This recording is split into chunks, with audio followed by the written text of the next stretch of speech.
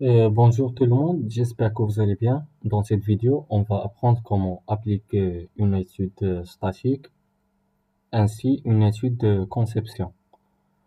Pour cela, on va appliquer cela sur notre réservoir.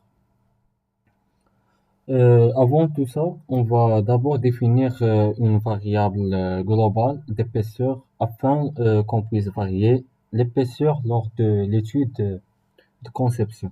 Pour cela, on clique sur Outils, puis Équation. On introduit notre variable globale, notre épaisseur,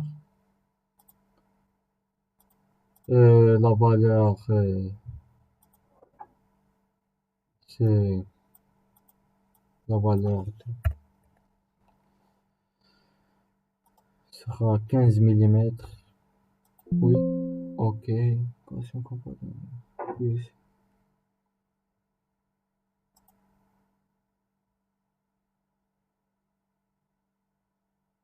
Ensuite, pour faire varier l'épaisseur, on va cliquer sur Coq, puis éditer la fonction. Voici supprimer cela, puis écrire égal, variable globale, épaisseur, puis confirmer,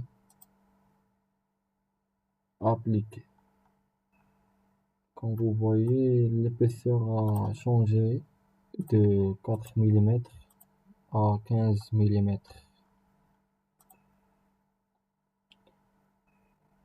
Ensuite, on va cliquer sur simulation, nouvelle étude, une étude statique en premier.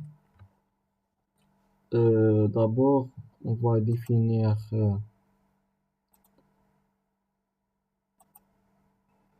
le matériau.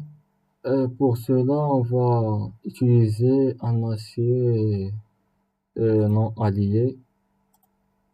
Ensuite, appliquer, puis fermer.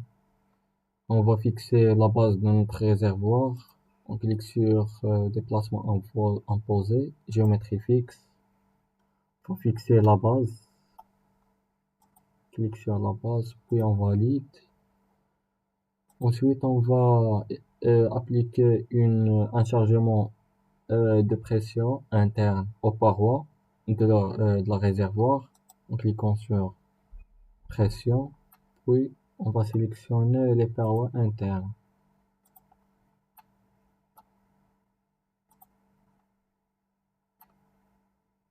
Comme vous voyez, euh, puis on valide. Avant de ça, on va convertir en mégapascal et appliquer une pression de 5 bars, c'est-à-dire de 0,5 mégapascal.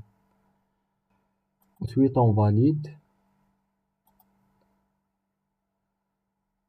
Après, on va exécuter cette étude.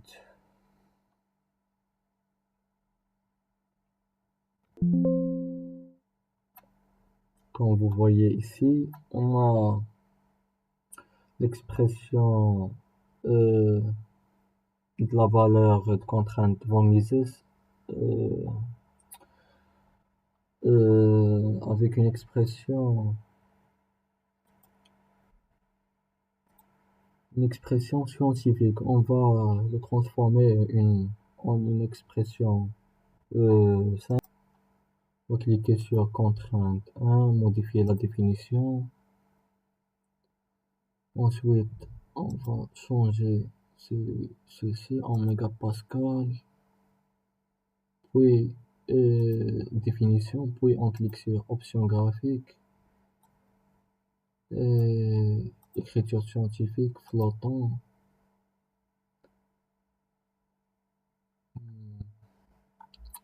On revient à la définition, et on valide. Comme vous voyez, on a la représentation de contraintes von Mises, le déplacement, déformation équivalente, etc. Euh, Après, on va cliquer sur nouvelle étude, étude de conception, puis on valide. D'abord, on va définir notre variable, ajouter l'épaisseur, c'est celui-ci, cliquer sur ceci, et variable globale, ceci, puis on applique, puis OK.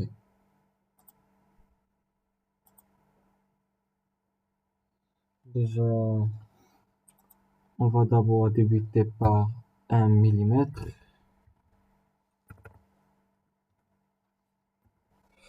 jusqu'à 15 mm.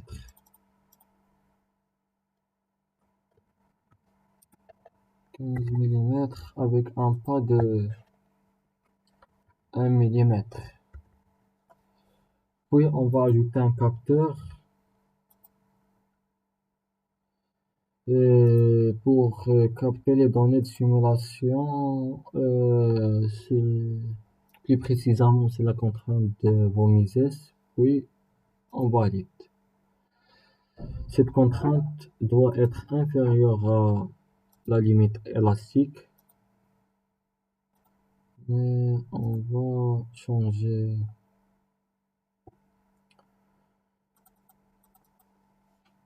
c'est pas grave, inférieure à 221 mégapascales. 221 mégapascales.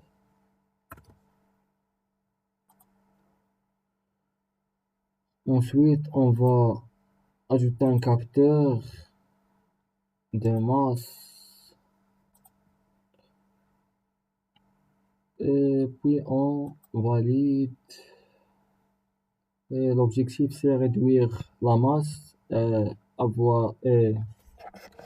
L'objectif de cette étude c'est déterminer l'épaisseur optimale avec la masse minimale qui va résister à ce chargement ceci de le chargement qu'on a appliqué, c'est 0,5 mégapascal aux parois intérieures. Alors, on va exécuter notre étude.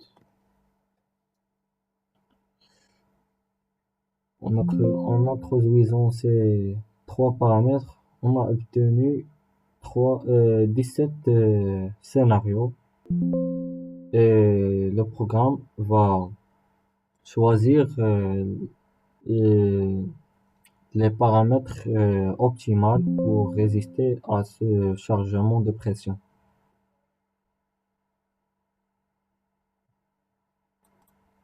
Après l'exécution de cette étude, l'épaisseur optimale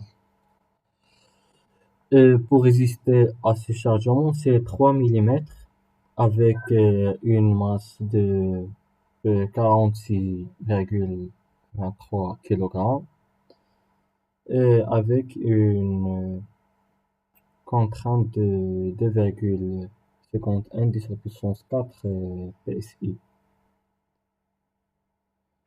J'espère que que cela a été clair et merci pour votre attention.